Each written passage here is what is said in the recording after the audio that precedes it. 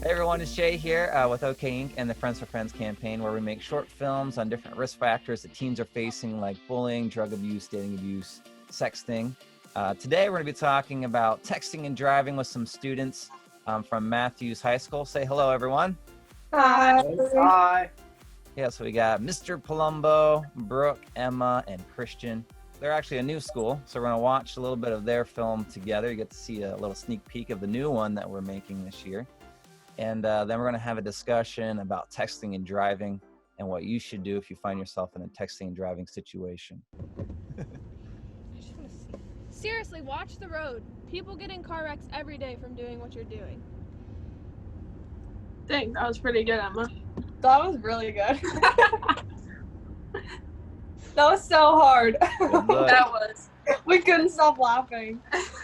So here's some information from the Center for Disease Control. What are the types of distraction? They say there are three main types of distraction: visual, taking your eyes off the road; manual, taking your hands off the wheel; and cognitive, taking your mind off of driving. And they say that texting while driving is especially dangerous because it combines all three of those distractions.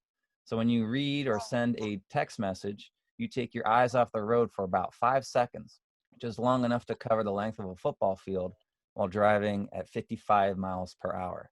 Drivers under the age of 20 have the highest proportion of distracted-related fatal crashes. In 2017, 9% of all teen motor vehicle crash deaths involve distracted driving.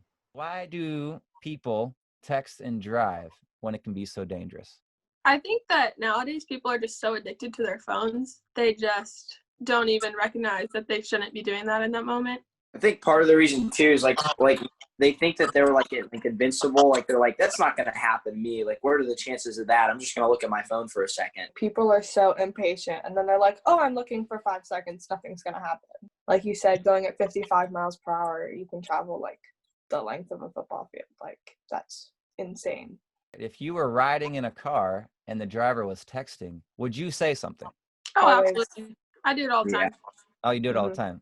Yeah. Okay. I'm like, can you please get off your phone, because I don't want to be in the car with you doing that. And usually they'll just put it down. I pull an Emma and I take their phone right out of their hand. I'm like, if you really think that's okay to do right now, then like probably. So what we have in our story is what you actually do. All right, great. Like I would just explain to them, just wait until we get there. We're not that far. Just wait a minute. Mm-hmm. Or Yeah, I'd you like say I'll offer to text send them for you. text. Okay, so you offer to help them with their phone?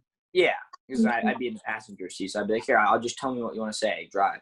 Even just driving on the road and looking past the cars when you go by, most people have their phones. Yeah, that's true for sure. How does your film show the difference between immediate and delayed gratification? Do we know what immediate and delayed gratification is? Let's start there, I guess. I have no idea. All That's I why did didn't- until I answered that question and I got no answer. So Students in general need that instant gratification, or just like need a response right away. They have their phones on them. And they can get their answers right away. They can get a response right away. So when they have to wait to get a response, it's like, oh my goodness, I'm not used to having this. So when they're behind a wheel and that can even be a problem, as they're thinking what's on their phone instead of paying attention what's on the road. So, it is a problem with, I think, teens today of getting instant gratification when it comes to, their response or what they're getting into their cell phones. What are the legal consequences of texting and driving? I honestly don't know. Oh, yeah. I don't know the exact laws, but I'm pretty sure that a cop can pull you over if, you're distracted, with your cell phone. They can pull you over and give you a citation for that. Let's say you're texting and driving and you T-bone somebody and you kill the driver. You could be charged with vehicular homicide.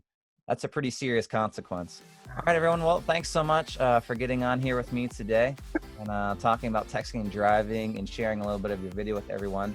We're excited to have you all at the film festival this year. So hopefully you have a good rest of the day, and we'll catch you later. See ya. Yeah. Bye. See ya.